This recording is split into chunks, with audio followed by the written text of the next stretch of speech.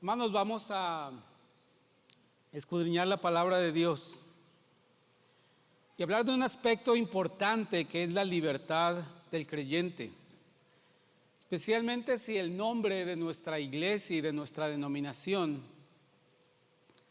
se llama Iglesia Evangélica Libre. Y principalmente la implicación del nombre libre en el nombre de la iglesia tiene que ver con la libertad personal más que con la libertad de la organización o de la iglesia. Tiene que ver con que en Jesucristo somos verdaderamente libres.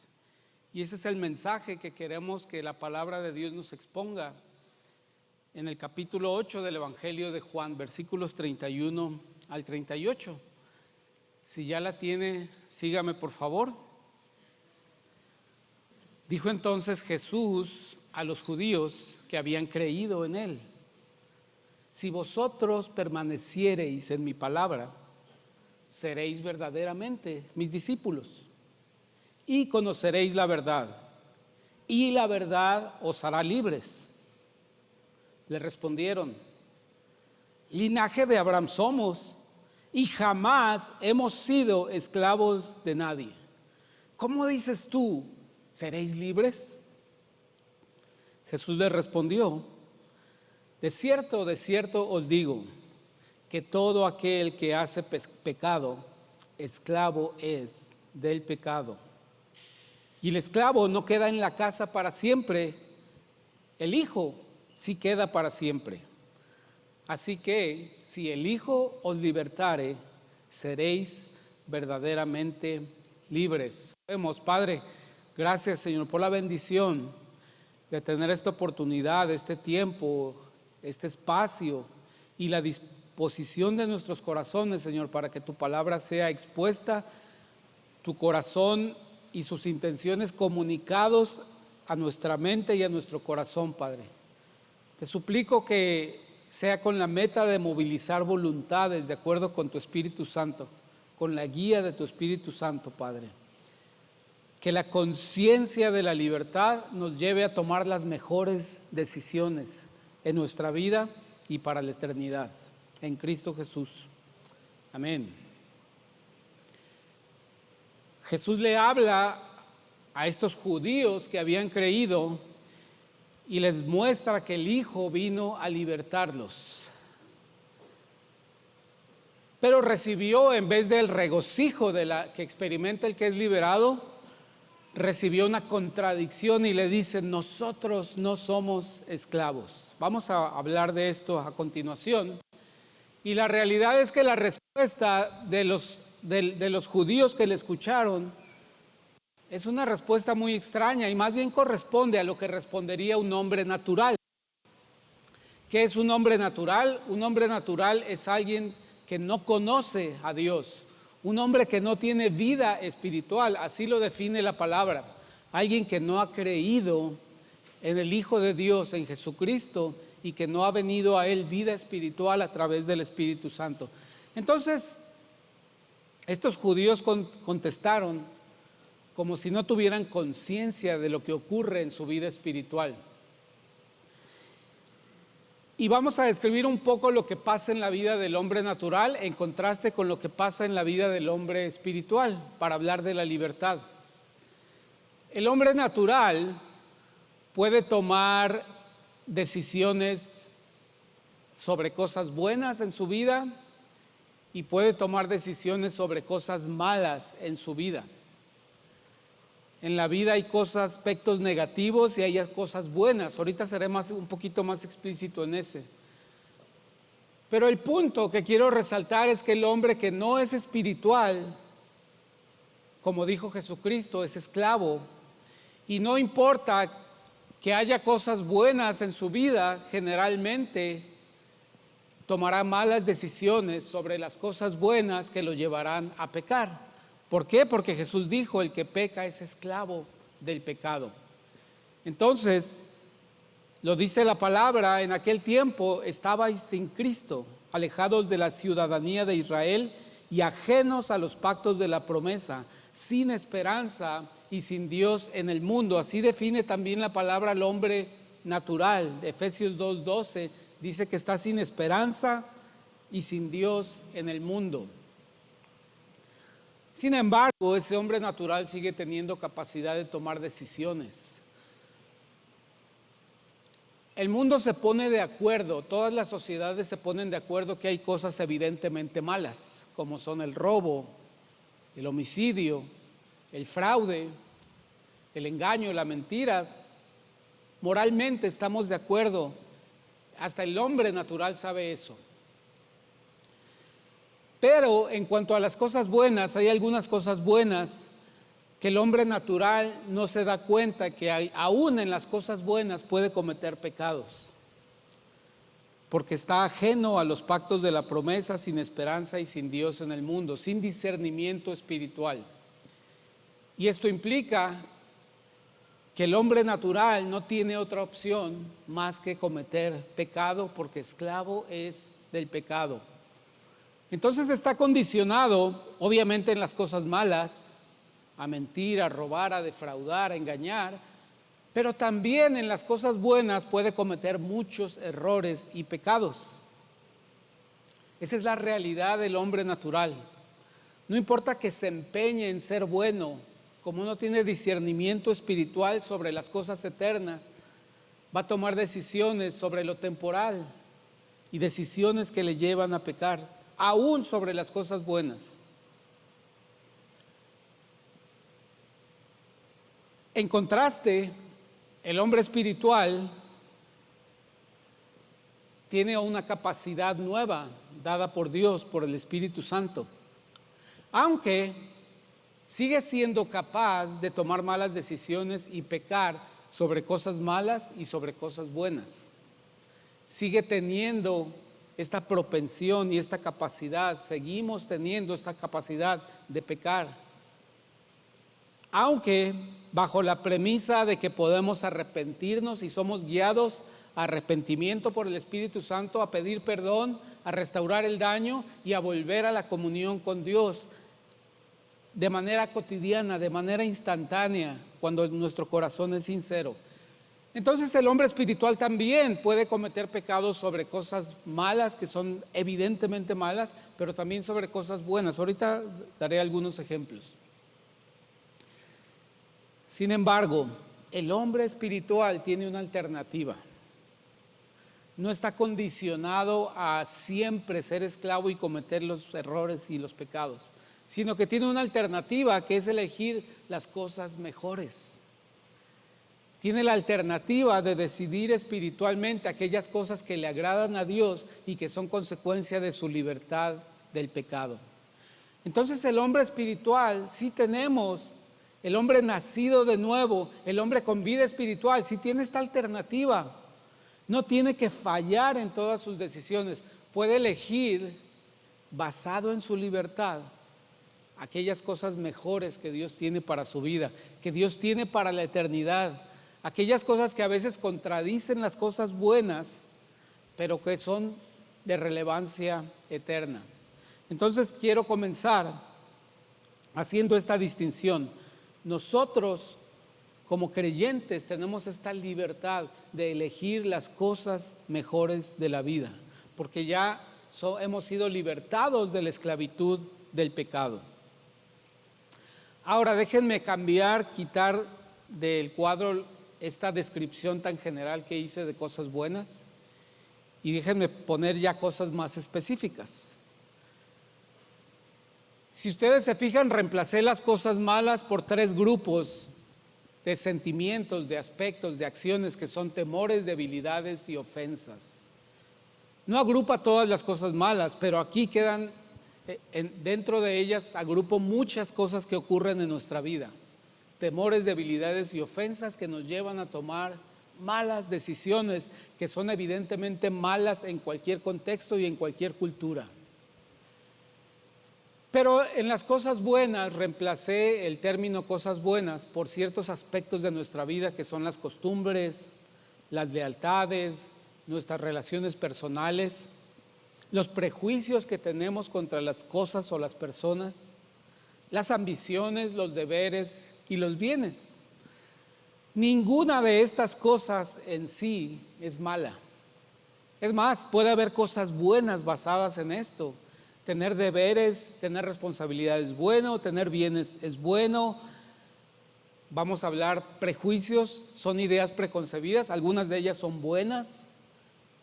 Ser leales y tener costumbres es bueno. No son cosas malas, pero son cosas en las que podemos cometer errores. Entonces mi intención es brevemente en estas cosas que pueden ser buenas, entender cómo se aplica la libertad en ellas, cómo vive un creyente la libertad y sobre todo cómo queremos ser, cómo quiere Dios transformarnos de ser esclavo del pecado en esas cosas buenas a ser libre para decidir las cosas mejores. Entonces, antes de eso tenemos que decir que la libertad debe ser entendida como un proceso, como algo progresivo en nuestra vida. Es parecido a la santidad.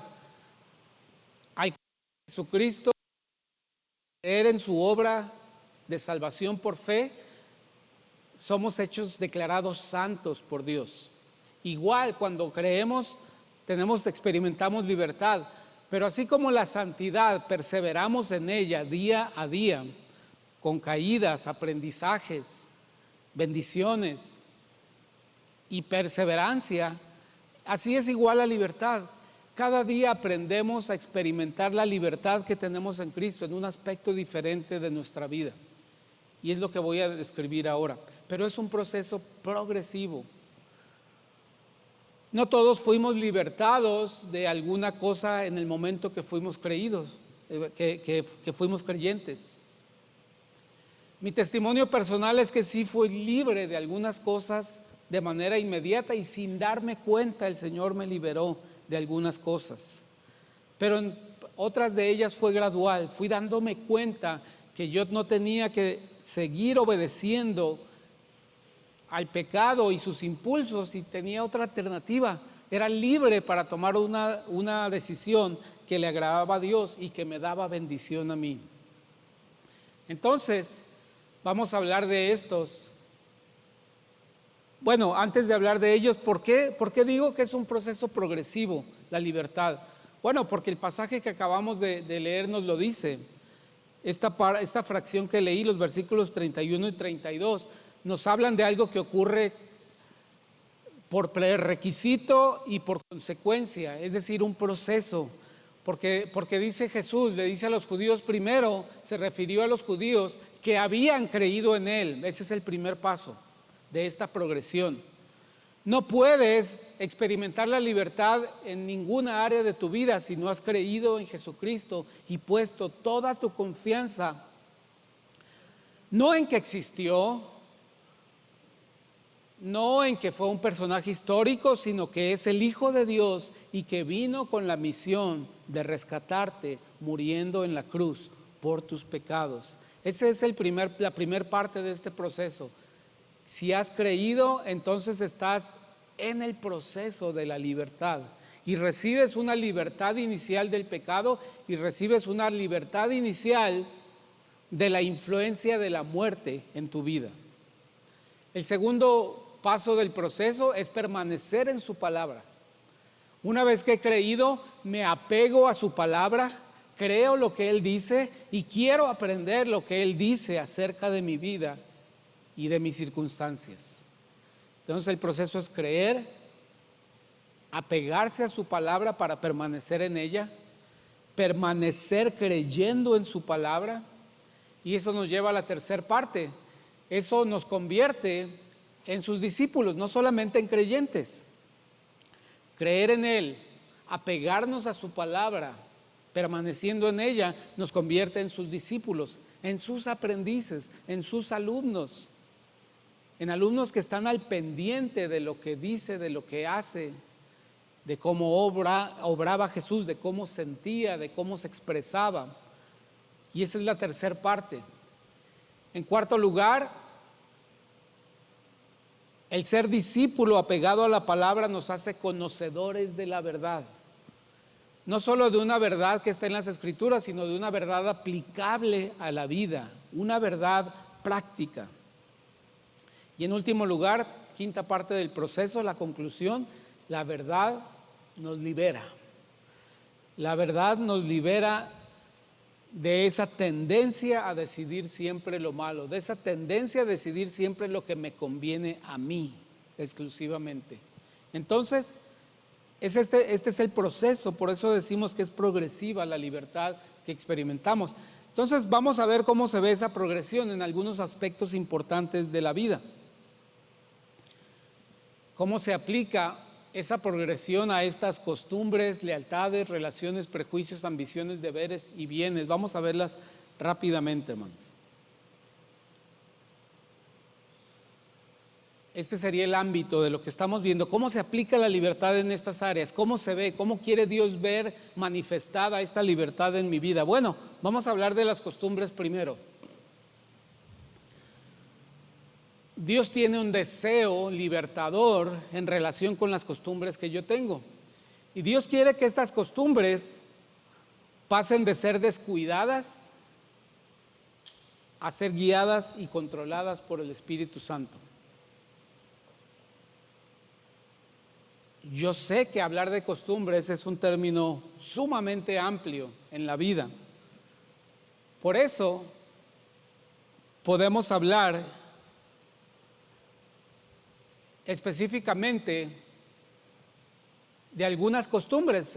Obviamente la lista de costumbres es muy amplia, pero si ponemos aquí unas importantes como estudiar la palabra de Dios, comunicarnos con Dios, cumplir promesas a Dios, a nuestra familia, a nuestros hijos, a nuestras personas queridas, la lectura por aprendizaje, nuestras costumbres relacionadas con conversación y vocabulario, nuestra puntualidad, nuestras costumbres relacionadas con recreación y nuestras costumbres relacionadas con nuestra salud. Es posible que algunas de estas sean descuidadas. Espero que no muchas en tu vida, hermano. Pero Dios quiere que a través de esta libertad que te da, tus costumbres pasen de ser descuidadas a controladas por el Espíritu. Que tú le pongas a Dios cada una de estas cosas. Señor, ¿qué dice tu palabra en cuanto a la puntualidad? Señor, ¿qué dice tu palabra en cuanto a mi salud? ¿Qué dice tu palabra en cuanto a que yo tengo que cumplir mis promesas? Que mis sí sean sí, si mis sí no sean no. Inmediatamente contesta la palabra. Entonces Dios quiere que experimentemos libertad. Primero, no asumiendo costumbres que nos esclavizan, no asumiendo costumbres que son contrarias a lo que Dios quiere en el propósito de nuestra vida, pero reconociendo que quizás algunas de estas costumbres son descuidadas por nosotros y necesitamos pedirle a Dios que utilice esa parte de nuestra vida que es la influencia de su Espíritu Santo controlando esas costumbres, dándoles un sentido espiritual a la conversación, a nuestro vocabulario, a la manera en la que cumplimos promesas, a la manera y la fidelidad con la que nos comunicamos con Él. Dice Proverbios 16:3, encomienda a Jehová tus obras, es decir, tus costumbres, tus hechos, encomienda a Jehová tus obras y tus pensamientos serán afirmados. Dios cambiará tus ideas en relación con esas costumbres. Entonces, ese sería el primer ámbito en el que se manifiesta la libertad. Ahora, ¿Jesús tenía costumbres? Sí, lo podemos ver en las Escrituras, que en muchos pasajes en los Evangelios habla de cosas que Él solía hacer. Por ejemplo, en Marcos 10:1 dice, levantándose de allí, vino a la región de Judea y al otro lado del Jordán, y volvió el pueblo a juntarse a Él. Y de nuevo les enseñaba como solía. Jesús era controlado espiritualmente para tener esta costumbre de enseñarle a la gente. El Señor sabía que muchos no entenderían, que muchos se iban ahí por curiosidad de recibir algo, pero Él tenía la costumbre, guiada por el Espíritu Santo, de enseñar, de compartir, de presentarse Él mismo como el Mesías. Muy bien, entonces ese sería el primer ámbito, costumbres. Espero que tú le añadiste ahí algunas a este inventario y estás reconociendo aquellas que están descuidadas, hermano. Yo sí lo hice mientras preparaba el mensaje. Y que podamos pedirle a Dios, al escuchar este mensaje, que Él nos permita que estas costumbres o esa costumbre que estás pensando pase de ser descuidada a guiada por el Espíritu Santo, presentada a Dios para que Él te dé la forma de espiritualmente guiar esa costumbre a darle a Él la honra y la gloria. En segundo lugar de nuestra lista, lealtades.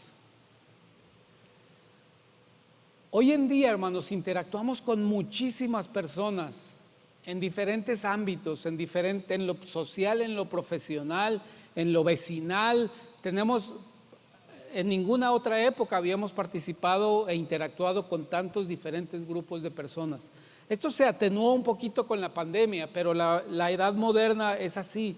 Tenemos relación con muchas personas y con cada persona que tenemos relación, dispersamos lealtad. A medida que progresa la relación, otorgamos lealtad, también demandamos lealtad.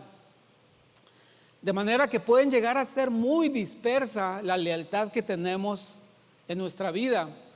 Y puede ser que gran parte de esa lealtad esté puesta en un solo grupo, en una sola persona, y esto esté desbalanceando la ecuación de nuestra vida, la ecuación sana de nuestra vida. Quizá tengo demasiada lealtad para con mi trabajo y solo quedan migajas de lealtad para otras áreas de mi vida, mi familia, mis amistades, mi iglesia, mis vecinos. Pero Dios quiere que en vez de estar tan dispersas esas lealtades, realmente llegues a pensar cuáles de ellas son útiles en tu vida espiritual y llegues a ser muy devoto de esas lealtades. Es decir, sí, hacer un inventario y decir, esta lealtad no me da ningún fruto espiritual. Esta lealtad que tengo no me reditúa eternamente. Esta lealtad le está quitando tiempo y recursos y energía a estas otras áreas de mi vida. Entonces Dios quiere que como este proceso de libertad, voy siendo libre de no tener que ser leal con cualquier persona con la que me relaciono. Ahorita vamos a ver cuando hablemos de deudas cómo se complementan esto un poquito mejor. Pero Dios quiere que si me quedo con pocas lealtades, que yo sea devoto de esas lealtades, que sea comprometido con esas lealtades. Jesús siempre demostró que tenía muy claras y definidas sus lealtades, primera y principalmente para con Dios el Padre Celestial y después hacia sus discípulos. Pero fuera de esas dos, no encontramos que Jesús tuviera lealtad para con nadie más. Ni con los fariseos, ni con las autoridades romanas, ni con las autoridades judías.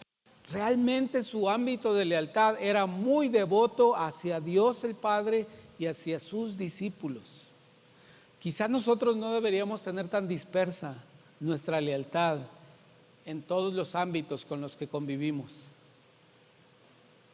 Suena extraño, ¿no?, que no fuéramos leales, pero si somos honestos, nadie esperaría nada de nosotros si somos claros en cuáles son nuestras lealtades, y estas son evidentes. Siguiente, hermanos, nuestras relaciones personales. Generalmente el motivo de iniciar una relación personal es porque tengo una conveniencia, una necesidad que busco, tengo un interés en algún beneficio que voy a recibir. Puede ser la amistad, puede ser aprender algo. Nos relacionamos con una escuela porque tenemos el interés de aprender. Nos relacionamos con una empresa porque queremos trabajar y recibir un salario. Nos relacionamos quizá con un vecino porque queremos tener una amistad y llevar una vida comunitaria útil para ambos. Es decir, siempre definimos nuestras relaciones con base a cómo me va a servir a mí esa relación. Pero Dios quiere que seamos libres de ese sistema utilitario de definir nuestras relaciones y quiere que pensemos cómo le puede servir esa relación a Dios. ¿Cómo puedo utilizar esta relación con esta persona, organización, grupo, vecinos, escuela? ¿Cómo le va a servir a Dios? ¿Qué interés tendría Dios en que progresara esa relación? Alguno pudiera pensar que no se trata de libertad, que se trata de limitación, pero el hombre espiritual sí percibe cómo es liberado de compromisos y de a veces la carga que representan muchas relaciones, cuando realmente piensa, ¿y cómo le va a servir a Dios esta relación? Y esta amistad, ¿cómo le va a servir a Dios? Si no hay utilidad para los planes de Dios, no hay ningún problema con terminar eso, con terminar esa relación. Las relaciones deben de cumplir lo que dijo Jesús en Marcos 12:30, y amarás al Señor tu Dios con todo tu corazón y con toda tu alma y con toda tu mente y con todas tus fuerzas. Este es el principal mandamiento. Dicho de otra manera, hermanos, un poquito extraña, pensando ya en nuestras relaciones más cercanas. Bueno, pensando en nuestra relación más cercana, espero que ya la tengas en mente. Tú debes desear que esa persona ame más a Dios de lo que te ama a ti. Solo así esa relación va a servirle directamente a Dios y va a ser útil para sus propósitos. Cuando esa persona a la que tú amas, tú estás deseando que ame más a Dios que lo que te ama a ti. Siguiente, hermanos, prejuicios, que son ideas que tenemos sobre las cosas y sobre las personas. Lo que pensamos acerca de la sociedad, de las religiones, de las razas, de los grupos étnicos, de la cultura, todo esto lo que pensamos fue definido por nuestras circunstancias. Es decir, si yo me crié en la Ciudad de México, que fue mi caso, yo veo a todos los demás como provincianos. Esa era la circunstancia. Y el que nació en provincia ve a los de la Ciudad de México como, no lo diga, pero así los ve. Todo depende de las circunstancias. La realidad es que somos iguales, tanto los unos como los otros, porque lo dice Dios. Pero muchas de nuestras ideas, muchas de nuestras interacciones se basan en prejuicios que tenemos, y estos prejuicios a veces están basados en información incorrecta, en circunstancias incorrectas, en circunstancias muy limitadas, donde quizá la información que teníamos era buena, pero muy limitada, y eso define un prejuicio. Por ejemplo, le puedo decir que entre la clase docente, este grupo de personas, de maestros del sistema público, hay una tendencia clara, y sobre todo en el centro del país, a identificarse con la izquierda. Y en los años 70 y en los 60, hasta con el comunismo. Y durante los 90 hubo un prejuicio muy fuerte contra eso. Si eres maestro, eres socialista, eres comunista. Esos son ese tipo de prejuicios de los que estoy hablando, acerca de las personas, sus ideas, sus creencias espirituales, sus preferencias sexuales, su moral. Todo está basado en circunstancias. Pero Dios quiere que seamos libres de eso, que nuestras ideas para las cosas que vamos a enfrentar no se basen en nuestras circunstancias, sino se basen en lo que Él dice en su palabra. Que el valor de las personas no dependa, como era para los judíos, de que si eran de las tribus de Israel o si eran paganos fuera de las tribus. No, lo que dice la Biblia es que Dios no hace acepción de personas, y esa debe ser mi divisa, ese debe ser mi prejuicio bíblico. Si voy a conocer a alguien, no importa de dónde es y quién sea, ni sus antecedentes, es valioso para Dios. Y así lo voy a tratar, y eso dicta mi trato hacia esa persona. Esa persona tiene un alma que es preciosa para Dios, sin importar todas las circunstancias que puedan afectar mi juicio en ese momento. Dios quiere que conozcamos por eso la Biblia, para que seamos libres de muchos prejuicios raciales, sexuales, sociales, económicos, y solamente actuemos en base a aquellos prejuicios que Él ha puesto en su palabra. Ambiciones, hermanos. Por eso digo, estas cosas son cosas en las que nada de esto es malo. Las ambiciones no son malas, pero sí pueden ser una oportunidad para pecar. Y el hombre natural continuamente, y no tiene otra alternativa, peca cuando toma decisiones relacionadas con sus ambiciones. Y Dios quiere algo con respecto a tus ambiciones. Él quiere que estas ambiciones no sean para traerte honra a ti mismo, sino igual que en las relaciones, deben ser para darle la honra a Él. Yo ambiciono esto. ¿Para qué? ¿Para mí? ¿Para mi deleite? ¿Para mi gozo? ¿Para mi gloria? ¿O puedo ambicionar algo para honrar a Dios? ¿Puedo ambicionar algo para darle la honra y la gloria a Dios? Hermano, qué libertad que podamos dejar tantas cosas que ambicionamos, que son a veces muy detalladas, a veces son muy hermosas, son buenas, pero quizá no le dan la gloria a Dios. Yo sé que en qué están pensando en mis hijos. Me gusta ver videos de veleros, de botes de vela, y ambiciono navegar en un barco de vela. Y a lo mejor esta es una ambición que es para honrarme a mí mismo, para satisfacer un deseo. Quizá no le va a producir ninguna honra a Dios que yo ande en un velero. Es algo que yo personalmente tengo que evaluar y tengo que rendir quizá esa ambición y pensar, bueno, ¿por qué no dedico esta fabulosa inteligencia que nos ha dado Dios para ambicionar cosas que van a honrar a nuestro Dios? Ese es el deseo de Dios, y así darnos libertad y que podamos estar enfocados en lo importante. Deberes. Nos hemos convertido en personas muy capaces y sumamente industriosas. Hacemos muchas cosas. Hay personas que son máquinas de hacer cosas. No pueden estar un minuto sin estar produciendo un resultado, haciendo algo bueno. Pero a veces puede ser compulsivo. A veces una persona se puede sentir triste si no logró algo, si no logró lo que quería, como lo quería, cuando lo quería. Y a veces los deberes son compulsivos. Veo esto en las madres jóvenes. Quieren lograr mucho con sus hijos, quieren contribuir y habilitar a sus hijos para que tengan muchos logros.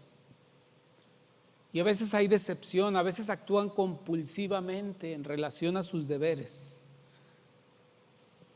O esa compulsividad que nos lleva a tener todo perfecto, todo en orden, todo debidamente organizado, y que puede ser muy desgastante, y que puede decepcionarnos y frustrarnos si no lo logramos, si las demás personas no se alinean a esa compulsividad. Por eso el Señor quiere darnos libertad en cuanto a nuestros deberes, y quiere que nuestros deberes estén estrictamente relacionados con las cosas que van a ser eternas. Sí, hermano, haz una lista de los deberes que tienes en tu vida. Algunos no los podrás evitar. Si eres padre o madre de familia o sustento de un hogar, pues sí, vas a tener que seguir proveyendo para ese hogar, es tu deber. Pero quizá en esa lista hay 11, 13, 15 cosas que tú piensas, lo hago por compulsividad, lo hago por logros, o por la anterior, que es ambición. ¿Por qué no encuentro en esa lista cuáles de estos deberes tienen que ver con la eternidad de mi alma y me enfoco en ellos? Soy libre para tomar esa decisión. Dios nos otorga esa libertad. Vean en Mateo 23:33, Jesús dijo algo relacionado con un deber que él sentía, porque los fariseos lo corrieron de Jerusalén y él les dijo: sin embargo, es necesario que hoy y mañana y pasado mañana siga mi camino, porque no es posible que un profeta muera fuera de Jerusalén. Si Jesús moría fuera de Jerusalén, no hubiera habido ningún problema. Si hubiera sido crucificado en otra ciudad, hubiera sido sepultado y hubiera resucitado y hubiera logrado su plan de vencer la muerte, de vencer el pecado. Pero él decía: no es posible que un profeta muera fuera de Jerusalén. Él tenía ese deber, sentía esa compulsión de hacerlo. Sí, tenía una enseñanza, tenía una finalidad eterna alineada con las demás profecías, eso era lo importante. Pero era un deber para él propiciar las cosas para morir en Jerusalén. Ya casi acabamos. Otro aspecto, hermanos, las deudas. Aquí no hago una lista porque a lo mejor es muy larga, hermano. Dios quiere que a través de este proceso de libertad, nuestras deudas dejen de ser cosas temporales y se conviertan en cosas eternas. Que no le debamos a nadie ninguna cosa temporal, que solamente le debamos cosas eternas. ¿A qué me refiero?